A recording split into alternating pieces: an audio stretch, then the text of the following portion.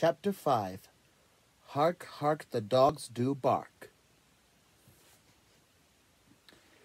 Through her tears, Nanny Cook stared towards the park. She could now see Mrs. Dearly, Nanny Butler, and the 3 dogs, who had just turned for home. It seemed a strange and terrible thing that they could be strolling along so happily when every step brought them nearer to such dreadful news. As they came across the outer circle, Nanny Cook ran to meet them, crying so much that Mrs. Dearly found it hard to understand what had happened. The dogs heard the word puppies. Saw Nanny Cook's tears, and rushed down to the area. Then they went dashing over the whole house, searching and searching. Every few minutes, Mrs. and Perdita howled, and Pongo barked furiously. While the dogs searched and the nannies cried on each other's shoulders, Mrs. Dearly telephoned Mr. Dearly. He came home at once, bringing with him one of the top men from Scotland Yard. The top man found a bit of sacking on the area railings and said the puppies must have been dropped into sacks and driven away in the black van. He promised to comb the underworld, but warned the Dearlys that stolen puppies were seldom recovered unless a reward was offered. A reward seemed an unreasonable thing to offer to a thief, but Mr. Dearly was willing to offer it. He rushed to Fleet Street and had large advertisements put on the front pages of the evening papers. This was rather expensive, and arranged for even larger advertisements to be on the front pages of the next day's morning papers. This was even more expensive. Beyond this, there seemed nothing he or Mrs. Dearly could do except try to comfort each other and comfort the nannies and the dogs. Soon the nannies stopped crying and joined in the comforting, and prepared beautiful meals which nobody felt like eating. And at last night fell on the stricken household. Worn out, the 3 dogs lay in their baskets in front of the kitchen fire. "Think of my baby cad-pig in a sack," said Mrs. with a sob. "Her big brother Patch will take care of her," said Pongo soothingly, though he felt most unsoothed himself. "Lucky is so brave, he will bite the thieves," wailed Perdita. "And then they will kill him." "No, they won't," said Pongo. "The pups were stolen because they are valuable. No one will kill them. They are only valuable while they are alive." But even as he said this, a terrible suspicion was forming in his mind, and it grew and grew, and the night wore on. Long after Mrs. and Perdita, utterly exhausted, had fallen asleep, he lay awake, staring at the fire, chewing the wicker of his basket like a man might have smoked a pipe. Anyone who did not know Pongo well would have thought him handsome, amusing, charming, but not particularly clever. Even the Dearlys did not quite realize the depths of his mind. He was often still so puppyish. He would run after balls and sticks, climb into laps far too small to hold him, roll over on his back to have his stomach scratched. How was anyone going to guess that this playful creature owned one of the keenest brains in dogdom? It was at work now. All through the long December night, he put 2 and 2 together and made 4. Once or twice, he almost made 5. He had no intention of alarming Mrs. and Perdita with his suspicions. Poor Pongo. He not only suffered on his own account. As a father, he also suffered on the account of two mothers, for he had come to feel the puppies had two mothers, though he never felt he had two wives. He looked on Perdita as much as a loving sister. He would say nothing about his worst fears until he was quite sure. Meanwhile, there was an important task ahead of him. He was still planning it when the nannies came down to start another day. As a rule, this was a splendid time, when the fire freshly made, plenty of food around, and the puppies at their most playful. This morning, well, as Nanny Butler said, it just didn't bear thinking about. But she thought about it, and so did everybody else in that publess house. No good news came during the day, but the Dearlys were surprised and relieved to find that the dogs ate well. Pongo had been firm. "You girls have got to keep your strength up." And there was an even greater surprise in the afternoon. Pongo and Mrs. showed very plainly that they wanted to take the Dearlys for a walk. Perdita did not. She was determined to stay at home in case any pup returned and was in need of a wash. Cold weather had come at last. Christmas was only a week away. "Mrs. must wear her coat," said Mrs. Dearly. It was a beautiful blue coat with a white binding. Mrs. was very proud of it. Coats had been bought for Pongo and Perdita too, but Pongo had made it clear that he disliked wearing his. So the coat was put on Mrs., and both dogs were dressed in their handsome chain collars, and then they put the Dearlys on their leashes and led them into the park. From the first, it was quite clear the dogs knew just where they wanted to go. Very firmly, they led the way right across the park, across the road, and to the open space which is called Primrose Hill. This did not surprise the Dearlys, as it had always been a favourite walk. What did surprise them was the way Pongo and Mrs. behaved when they got to the top of the hill. They stood side by side, and they barked. They barked to the north, they barked to the south, they barked to the east and west, and each time they changed their positions, they began the barking with three very strange, short, sharp barks. "Anyone would think they were signaling," said Mr. Dearly. But he really did not mean it, and they were signaling. Many people might have noticed how dogs like to bark in the early evening. Indeed, twilight has sometimes been called dogs' barking time. Busy town dogs bark less than country dogs, but all dogs know all about the twilight barking. It is their way of keeping in touch with distant friends, passing on important news, enjoying a good gossip.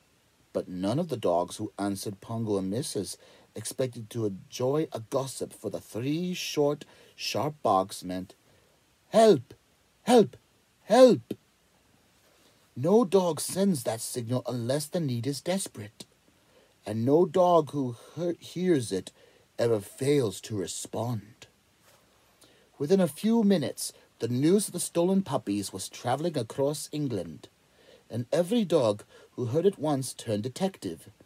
Dogs living in London's underworld, hard-bitten characters, also hard-biting, set out to explore sinister alleys where dog thieves lurked.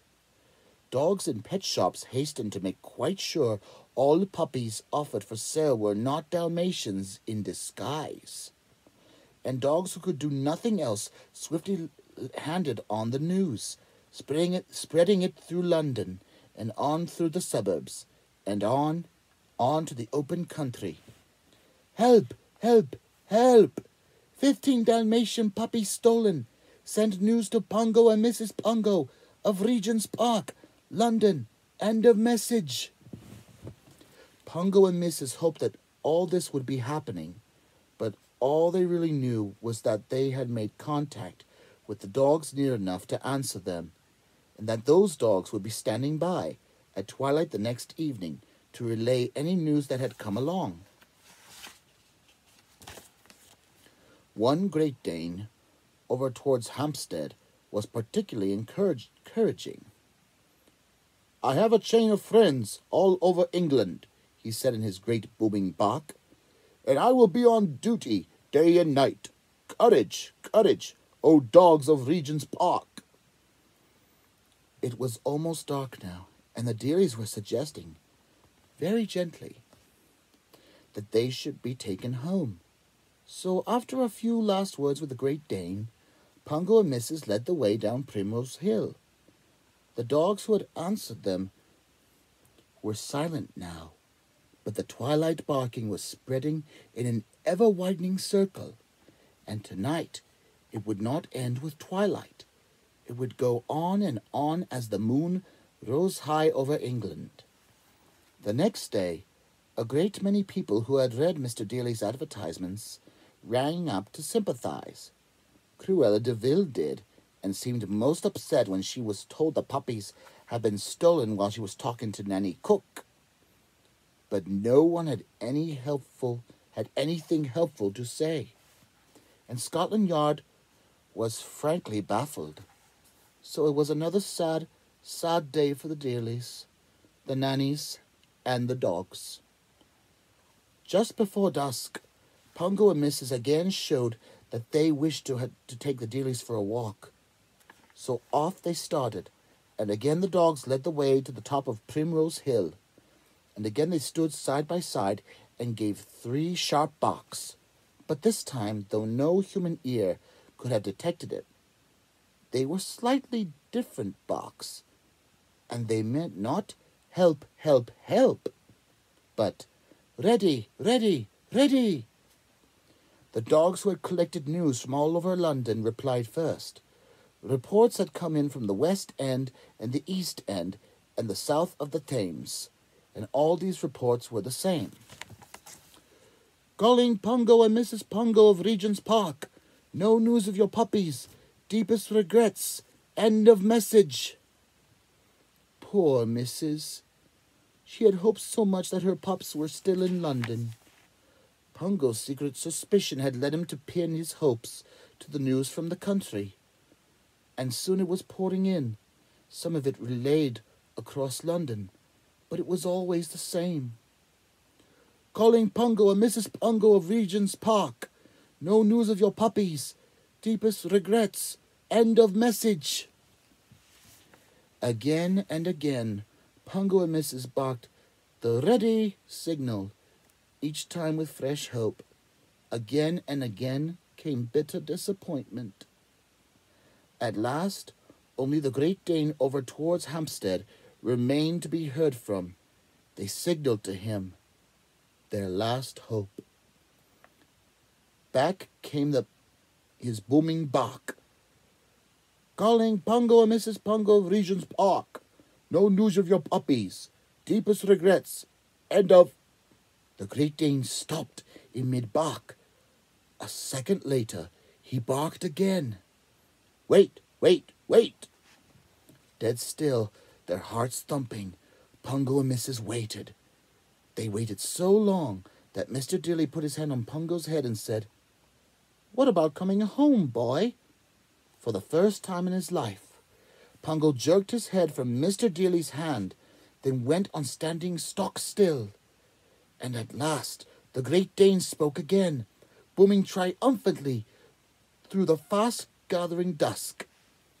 "Calling Pungo and Mrs. Pungo. News, news at last. Stand by to receive details." A most wonderful thing had happened. Just as the Great Dane had been about to sign off, a Pomeranian with a piercing yap had got a message through to him. She had heard it from a poodle, who had heard it from a boxer, who had heard it from a Pekingese. Dogs of almost every known breed had helped to carry the news, and a many great dogs of unknown breed, none the worse for that, and all of them bright as buttons. In all 480 dogs had relayed the message, which had travelled over 60 miles, as the dog box. Each dog had given the urgent signal, which had silenced all gossiping dogs. Not that many dogs were merely gossiping that night. Almost all the twilight barking had been about the missing puppies. This was the strange story that now came through to Pongo and Mrs. Some hours earlier, an elderly English sheepdog living on a farm in a remote Suffolk village had gone for an afternoon amble. He knew all about the missing puppies and had just been discussing them with the tabby cat at the farm. She was a great friend of his. Some little way from the village, on a lonely heath, was an old house completely surrounded by an unusually high wall. Two brothers named Saul and Jasper Baden lived there, but were merely caretakers for the real owner. The place had an evil reputation. No local dog would have dreamed of putting its nose inside the tall iron gates. In any case, these gates were always kept locked. It so happened that the sheepdog's walk took him past this house. He quickened his pace, having no wish to meet either of the Battens. And at that moment, something came sailing out over the high wall. It was a bone. The sheepdog saw it with pleasure, but not a bone with meat on it. He noted with disgust. It was an old dry bone, and on it some peculiar scratches. The scratches formed letters, and the letters were SOS. Someone was asking for help. Someone behind the tall wall and the high chained gates. The sheepdog barked a low, cautious bark.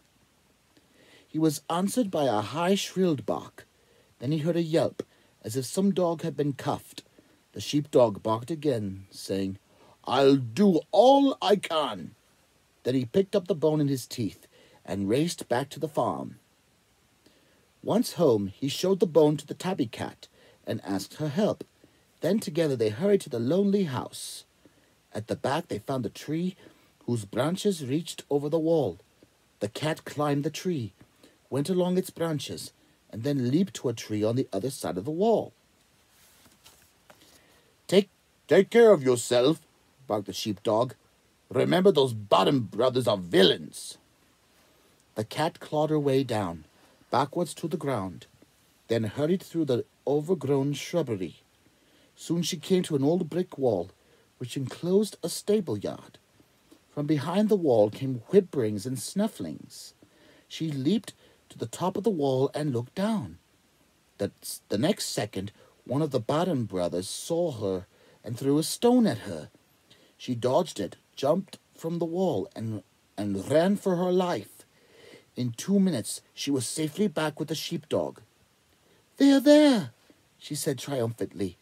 "The place is seething with Dalmatian puppies." The sheepdog was a formidable twilight barker. Tonight, with the most important news in dogdom to send out, he surpassed himself, and so the message traveled by way of farm dogs and house dogs, great dogs and small dogs. Sometimes a bark would carry half a mile or more. Sometimes it would need to carry only a few yards.